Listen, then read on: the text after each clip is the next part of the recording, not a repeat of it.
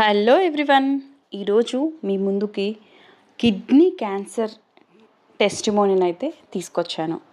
So అది అశోక్ గారి మాటల్లో విందాము. సో వాళ్ళ నాన్నగారికి కిడ్నీ క్యాన్సర్ అయితే వచ్చింది.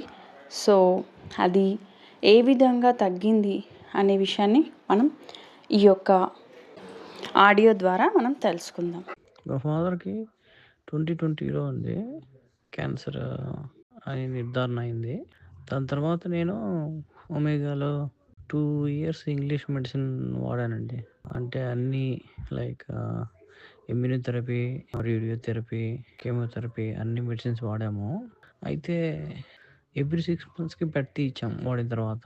దానివల్ల పెద్ద యూజ్ లేదు అన్నట్టుగానే వచ్చింది. దాని తర్వాత ఇలా జీసస్కి ప్రేయర్ చేస్తా ప్లస్ ఇలా ఉంటే ఒక ఫ్రెండ్ యూఎస్కి వచ్చినప్పుడు ఒక కలిసి మాటల్లో పునర్జన ఆయుర్వేదిక్ గురించి తెలిసింది. దాని తర్వాత అది వాడాము. అది స్టార్ట్ చేసిన 30 డేస్కే అప్పటికి మా నాన్నగారు బెడ్ రిడ్ అయి ఉన్నారు.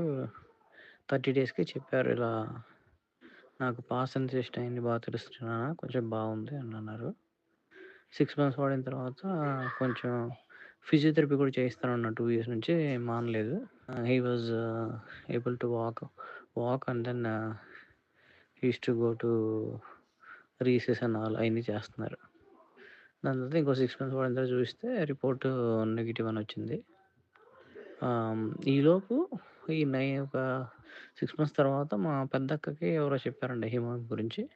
సరే ఎందుకని మంచిది, అది ఇమ్యూనిటీ బూస్టర్ ప్లస్ వీటికి తగ్గుతుందని ఇవన్నీ అది కూడా వాడాము. మేబీ దానివల్ల కూడా కొంచెం ఇమ్యూనిటీ బూస్ట్ అయి ఉండొచ్చు. సో ఐ వుడ్ రికమెండ్, దానివల్ల అయితే సైడ్ ఎఫెక్ట్స్ ఏం రాలేదు.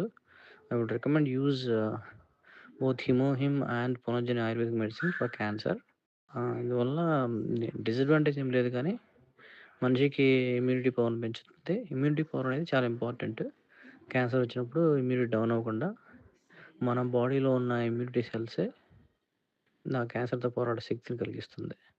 అందువల్ల పునర్జన ఆయుర్వేదిక్తో పాటు హిమోహిమ్ వాడాలని నేను చెప్తున్నాను.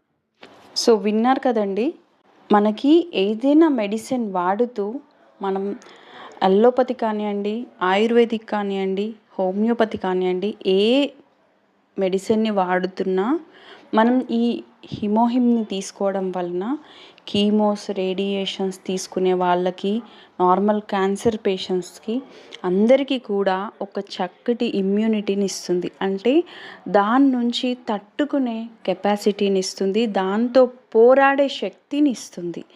సో అందువలన మీకు తెలిసిన వాళ్ళు, మీ చుట్టూ ఉన్న వాళ్ళు ఎవరైనా క్యాన్సర్తో బాధపడుతూ ఉంటే వారికి ఈ యొక్క హిమోహిమ్ని సజెస్ట్ చేయండి. అలాగే క్యాన్సర్తో బాధపడే వాళ్ళందరికీ ఈ యొక్క వీడియోని షేర్ చేయండి. Thanks for watching.